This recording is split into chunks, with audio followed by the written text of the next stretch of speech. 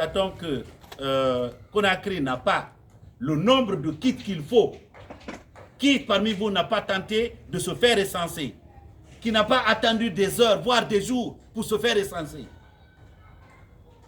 Lorsque vous verrez les chiffres, vous comprendrez qu'on est déjà dans la fraude. Et nous condamnons cela. Nous demandons et dès maintenant que des corrections soient faites. Déjà, les 45 jours qui ont été avancés, commençant le 15 avril, eh bien, si nous devons tenir compte du premier jour où on a fait le recensement, c'est le 30 mai qu'on devait boucler. Si on boucle le 30 mai, on n'aura pas recensé même 30% de ceux qui doivent être recensés. Surtout que, de façon fantaisiste, alors que nous sommes en recensement électoral, ça c'est pas du RAVEC. Je viens de vous dire ce qui aurait pu être le RAVEC, que le Premier ministre lui-même devant vous, les médias, a dit que le RAVEC est inopérant.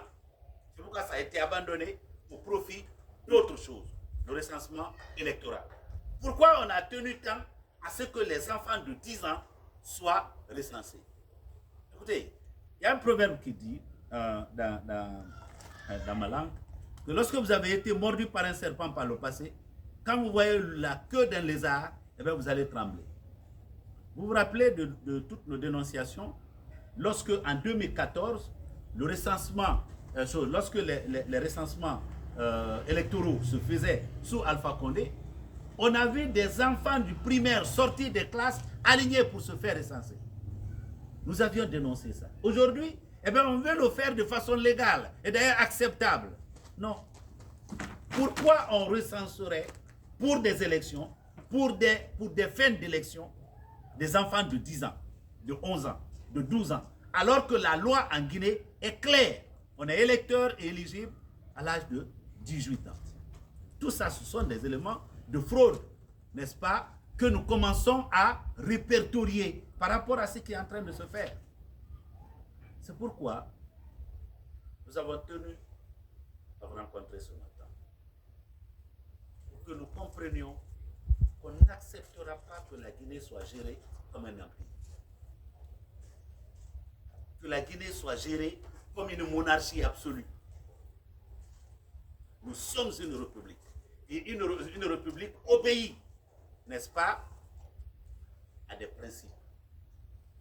Et ces principes sont la transparence, la redevabilité, l'égalité en droit et en devoir, mais ce n'est pas ce que nous sommes en train de voir se passer. Sans compter que tout ce qui se fait aujourd'hui sous le CNRD, alors qu'on nous a dit qu'il faut éviter les erreurs du passé, c'est devenu un secret d'État, tout ce qu'on fait. Quand on demande le document portant projet Simandou 2040, on dit non, c'est un secret d'État. Comment on a réparti les kits? C'est un secret d'État. Alors, quel est cet État qui doit se cacher du peuple de Guinée? Quel est cet État? Ça n'existe pas dans nos lois. Alors, c'est la petite introduction que je voulais faire et vous me permettrez de donner la parole à monsieur